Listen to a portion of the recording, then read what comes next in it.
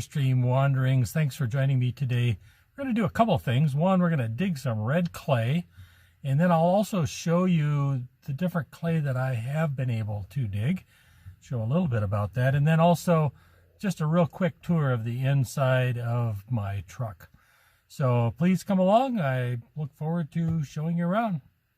Well, I've been to a number of different places digging clay, and right now I am in southern Arizona, kind of near Benson, looking for red clay. And I have a great map to help me. Otherwise, there's no possible way I would ever find red clay. So I'll show you what it looks like. And so far I've dug some of it, and I think it's going to be good. In fact, this is clay that I've actually used in a pottery class that was put on by Andy Ward, and it's called Red Sonanita. I did pronounce that right. Sonanita, something like that. So I will give you a look of what it looks like. Here we go. So what we can see here are a lot of cactuses, but the ground is red. And we just walk up along this cut. And I know it's windy here, so it's probably making all kinds of noise. So I will keep this short.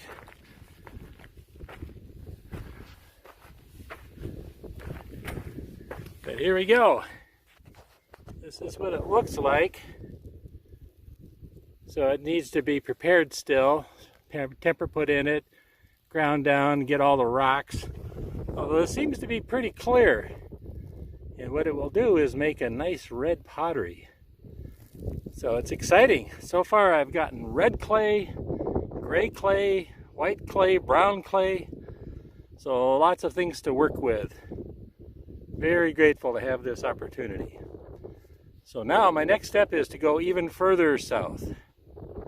I wanted to show you some different kinds of clay and other materials that I came up with in Arizona.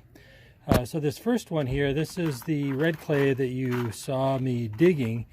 And when you grind it down and add some sand as temper, you end up getting clay that you can shape into other things. And so here is an example of a pot that I made. And so once you fire that clay, that's the color it turns, and then it's also painted with some red iron pigment. Another clay that I picked up, this is called Pima Brown. It's a brown clay, obviously. Once again, you grind it up, add some temper to it, and then you end up with this clay here. And this can be turned obviously into pots or whatever you want it to be. The third kind of clay that I got for building materials, pots, this is a gray clay. And so obviously when it is fired, it's going to be kind of on the gray side. So with those three kinds of building clays, that should take care of me. Then the next piece will be to coat the outside of the pot. Sometimes you want to do that, not always.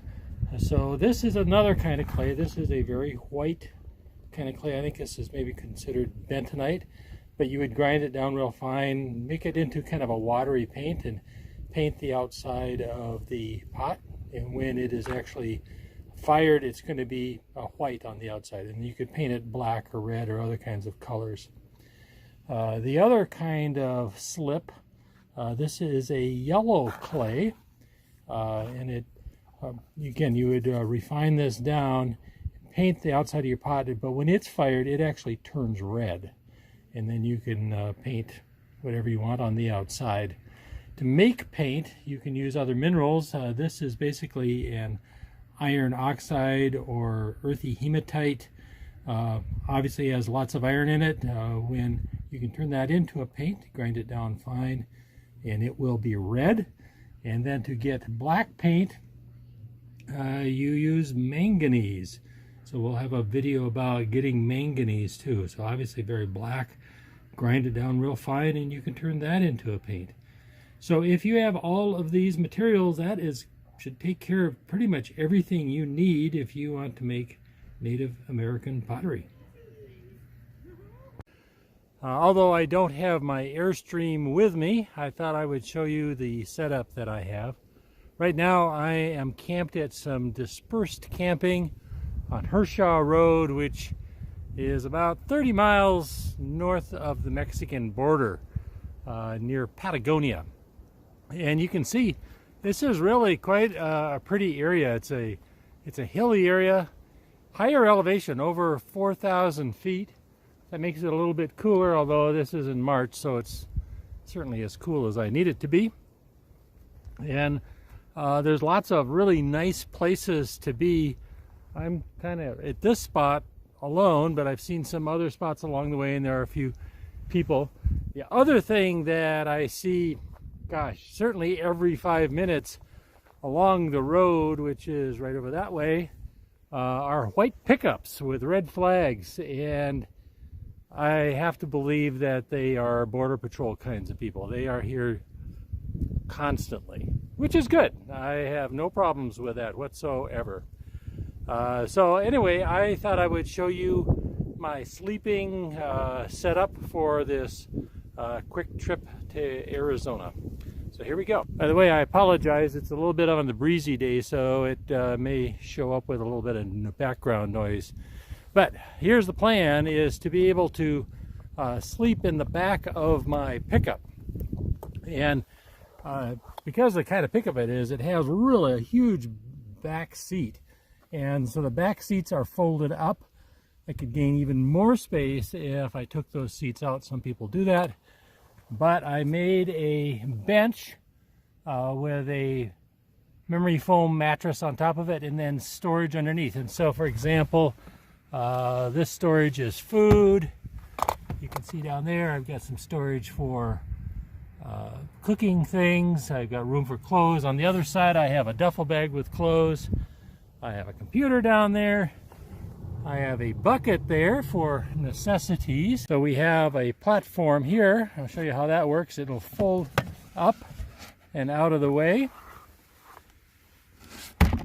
And so then I have space for my legs, doing whatever I need to do. And when I get ready for bed, I just flip that down, flip the mattress down, put the other piece of mattress in there. I won't get it in all the way.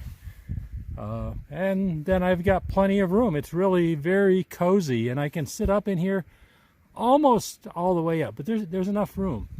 And I have this gray box. That's all my kind of personal necessities of one sort or another.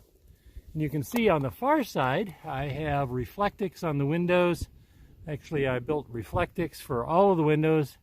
One, it helps with insulation, but two, it's perfect for privacy. So I don't know that I would want to live in this full time. That would be kind of difficult. But for a week or two, quite frankly, it works really well, and I have no complaints. The back of the pickup, plenty of room for all the other stuff. My Weber grill, I've got a cooler, big jug of water, and most of the rest of this stuff has to do with this trip associated with collecting clay. Oh, there goes one of the white pickups. They're out there all the time, like I said. Glad they're here. As always, thanks for joining me today, and I wish you wellness and happiness, peace and love, and we will see you next time. Bye-bye.